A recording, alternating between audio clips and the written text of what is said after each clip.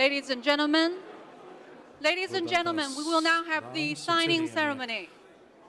签字仪式现在开始。Well, for the first group of signing, let me first invite Minister Wang Yi, Deputy Prime Minister Dacici, Deputy Prime Minister Saravici, Deputy Prime Minister Popovsky, and State Secretary Miguel to take the seats. They are signing the agreement between China and Serbia on mutual visa exemption for holders of ordinary passports. The agreement between China and Bosnia and Herzegovina on mutual visa exemption for holders of diplomatic passports, service passports, and passports for public affairs. The agreement between China and Macedonia on mutual visa exemption for holders of diplomatic and service passports, as well as the Memorandum of Understanding between China and the Slovak Republic concerning cooperation under the framework of the Silk Road Economic Belt Initiative implementation. 下面分别签署的是中国和塞尔维亚互免持普通护照人员签证的协定，中国与波黑互免持外交、公务和公务普通护照人员签证的协定，中国和马其顿互免持外交、公务护照人员签证的协定，以及中国海关总署与斯洛伐克财税总局有关合作谅解备忘录。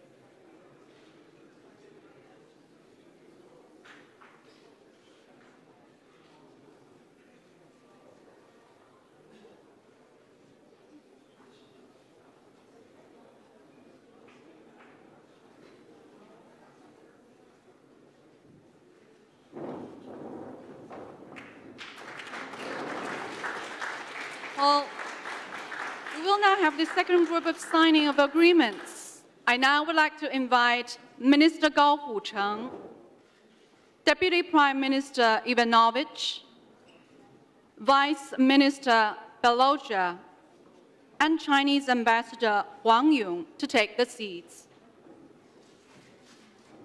They are signing the MOU on human resource development cooperation between China and Albania, at the MOU concerning Chinese medical herbs development between China and Montenegro. 下面分别签署的是中国与阿尔巴尼亚人力资源开发合作谅解备忘录，以及中国与黑山 中国中草药合作谅解备忘录。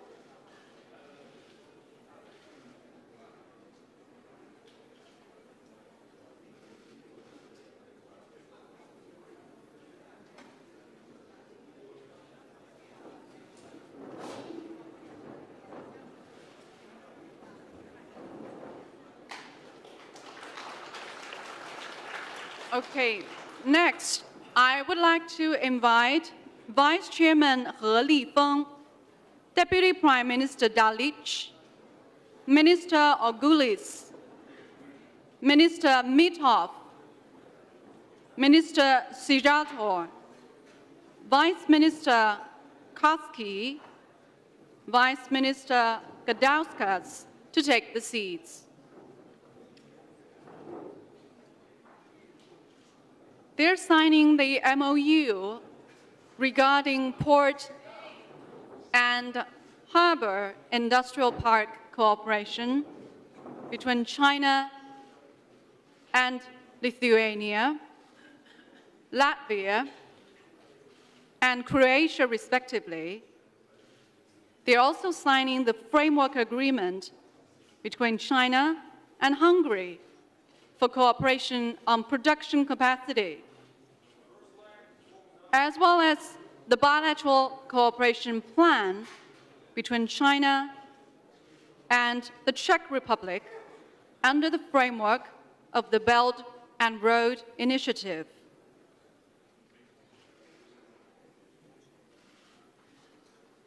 这一组分别签署的是中国发改委分别与立陶宛交通部、拉脱维亚交通部、保加利亚交通部以及克罗地亚经济部有关港口和临港产业园区合作的谅解备忘录。中国发改委与匈牙利外交部产能合作框架协议和中国捷克双边合作规划。Next, I would like to give the floor to State Secretary Doshelmo and business leaders, Mr. Zhuo Lei, Mr. Wu Guoying, Mr. Chen Aiping, Mr. Tang Xiaoming, Mr. Boscaro, and Mr. Kerting to take the seats.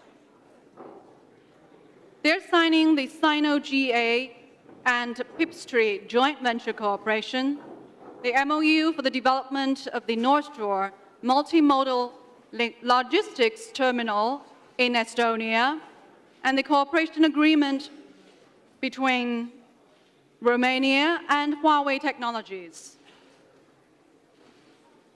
下面签署的是斯洛文尼亚与中宇通航旅游在华合资建厂协议，关于爱沙尼亚北海岸物流园区项目的合作备忘录，以及华为与罗马尼亚通信和信息社会部的合作协议。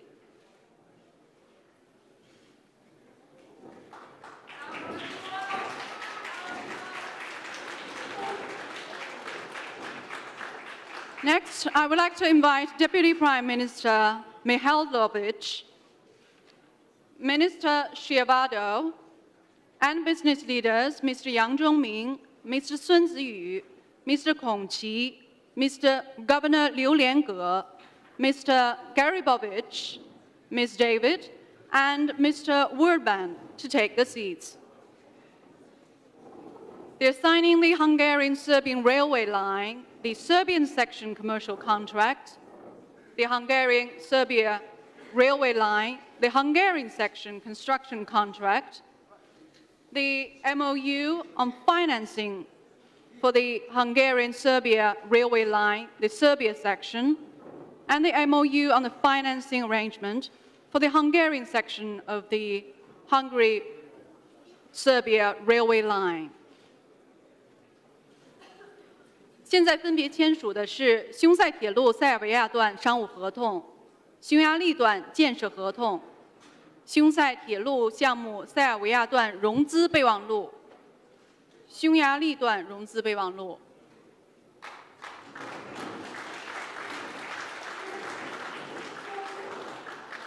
Okay, now we come to the end of the signing ceremony, and now we will proceed to the next part. That is the inauguration of the Sino-CEC Financial Holding Company Limited. I now would like to invite Chinese Premier Lī Kecjana and Latvian Prime Minister Kučinskis to step forward and unveil the placard for the inauguration of the financial holding company. 现在是中国中东欧金融控股有限公司揭牌仪式，请两国总理为金融公司揭牌。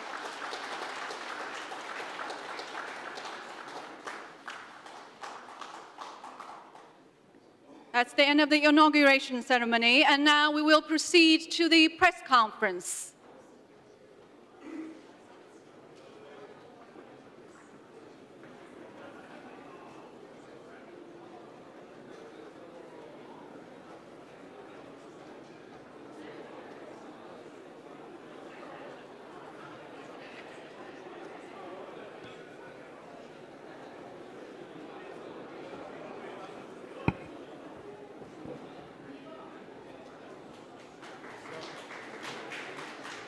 Prime Minister, thank you very much. Yeah. The press conference now begins. We will first give the floor to Prime Minister Kučinskis of Latvia to make some statements. Mr. Prime Minister. Lūdzu, Kučinska kungs, vārds jums. Labdien, dāmas un kungi, pienācis laiks 16. Dear ladies and gentlemen, we now start the press conference following the 16+1 summit. As first, I would like to give the floor for the statement to the Prime Minister of the Republic of Latvia, Mr. Māra Kučinska. Good evening. I would like to thank the Central and Eastern European government leaders and Chinese Prime Minister for the fruitful summit that we just concluded. Over the past 5 years, 16+1 cooperation had evolved and progressed.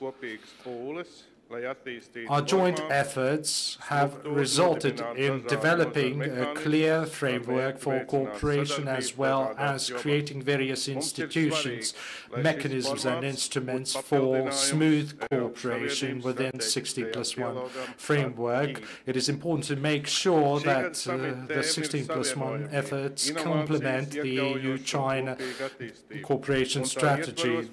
The highlight of this year's summit is the innovation, connectivity, inclusive development and common development, and we have achieved some practical results in scope of the cooperation. We must seek further complementarity between our efforts as well as Juncker Plan, the 3 Cs initiative, One Road, One Belt. We must also continue to synchronize also the cooperation within 16+1 with the cooperation between the EU and China. So we have adopted the Riga guidelines, which specify the further cooperation. We must also continue modernization and the integration of the European networks in the new Silk Road. And the proof of our commitment to develop the Silk Road together with China is the arrival of first container train in Riga. Today, we must continue to work together to identify joint projects which we could implement on multilateral basis, on mutually beneficial basis, and we should expand this cooperation to ports and special economic zones and free ports. We have a wonderful opportunity to also expand our cooperation in the financial sector, which has been so far sort of the weak link of the 16+1 cooperation. And today, we also inaugurated the financial institution for 16+1. We also need to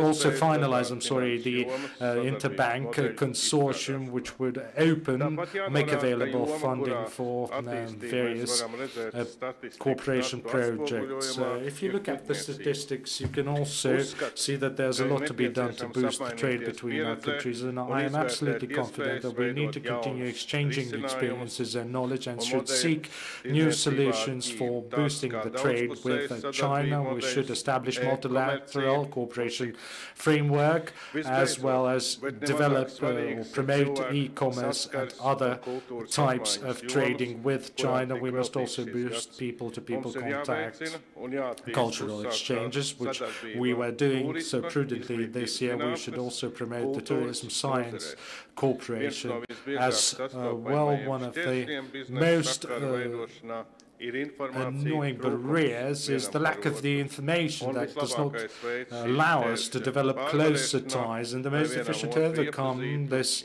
information gap is promotion of tourism and cultural exchange. Connectivity and innovation indeed is the way forward in our cooperation. Development and progress depends on connectivity and innovation, and we'll spend our effort or resources to achieve greater connectivity and cooperation in the innovation field. Thank you all for participating in this summit, and would like to wish the Bulgaria successful organizing of the next summit. Thank you. Thank you, Mr. Kučinskis. Now I would like to turn the floor to the Prime Minister of China, Lī Kecjana.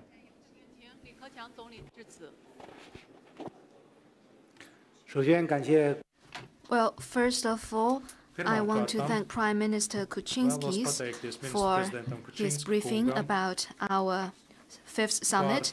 I congratulate Latvia for hosting a successful fifth 16+1 summit.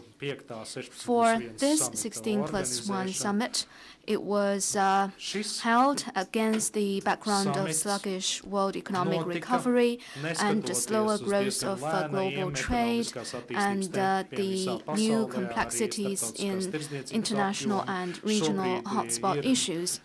Through this 16+1 summit, we want to convey a clear signal to the region and the world of upholding international peace and regional stability, and of supporting trade liberalization and investment facilitation, and of our continued commitment to global trade.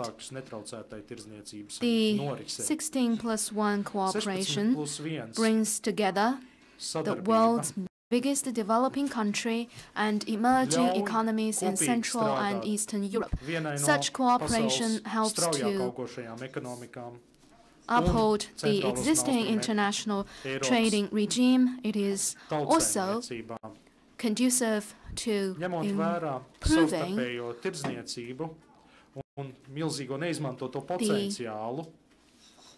mechanisms for global trade cooperation.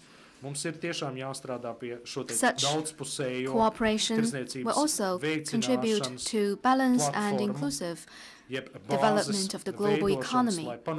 Cooperation between China and CE countries will not only contribute to peace and stability in the Central and Eastern Europe, but also to development in this region.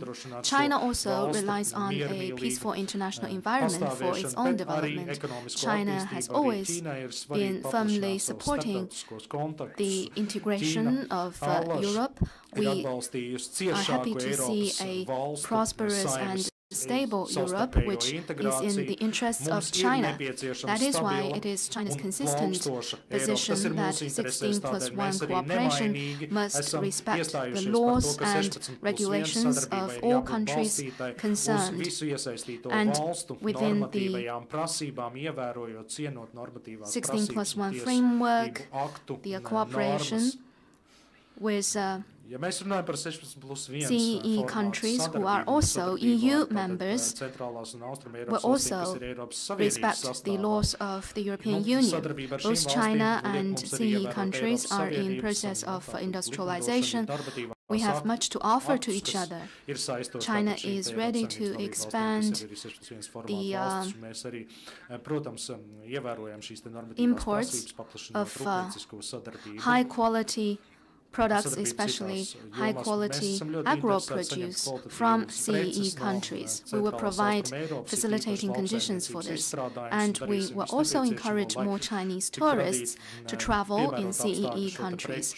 Each year, Chinese tourists make over 110 million outbound visits. We hope 1/10 of these visits will be made in European, Central and Eastern European countries in the future, as we believe such tourism exchanges will bring our peoples closer to each other. With several decades of development, Chinese equipment and industrial capacity are very competitive and they have good value for money. The CEE countries generally hope to speed up industrialization, while China, through decades of pursuit of industrialization, is now among the best in terms of our equipment and industrial capacity. If the CEE countries want to speed up infrastructure development, then CEE countries' cooperation with China will help to accelerate in infrastructure development in these countries and speed up the connectivity of infrastructure. And China's high-quality and high-quality equipment that have good value for money will also mean lower cost of cooperation and will also trigger more jobs in local communities. I want to say that the industrial capacity cooperation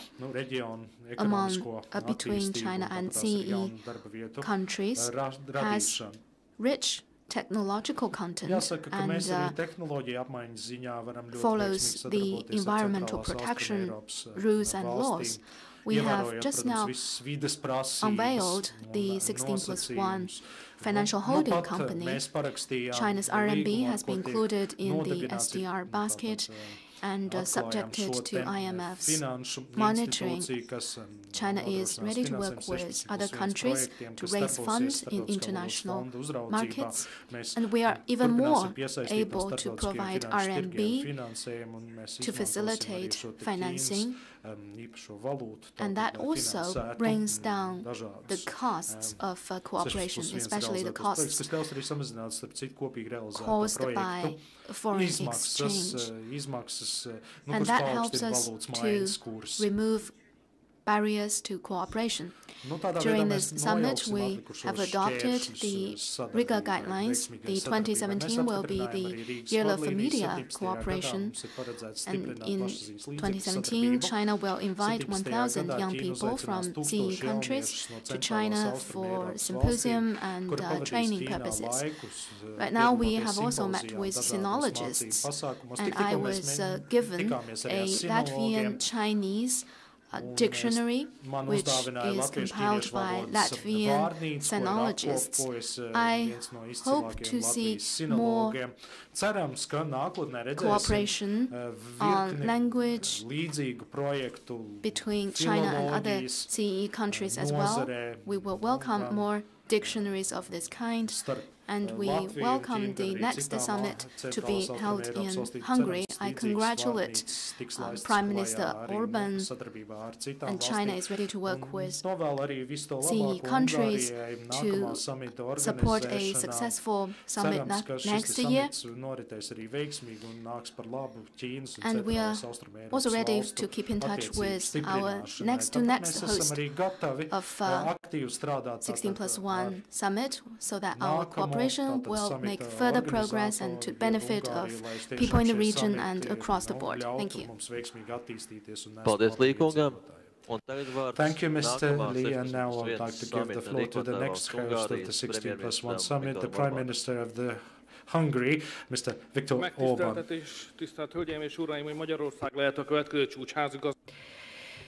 So I'm truly delighted that that we can be the host of the next summit. Our Latvian friends made it on a very high level. Prime Minister Lī Kecjana said that China and Latvia are nearly just neighbors because there's only one country between them, so we cannot compete with this vicinity. But what we can compete with is that Hungarian language is so difficult for everyone else, like the Latvian language is for everyone else. So, ladies and gentlemen, we are fully convinced that the cooperation of China and the 16 countries is in the interest of the European Union. We all are aware that the European Union is struggling with the economic stagnation, so closing everything in would be the worst solution. I think we have to open. This would be the best solution. We have to open to the biggest economy of the world. Hungary is committed to the cooperation with China in the field of economics, and that's why we're going to be doing our utmost to make a very, very successful summit in 2017. And thank you very much for your attention. Thank you. This concludes our press conference. Thank you all.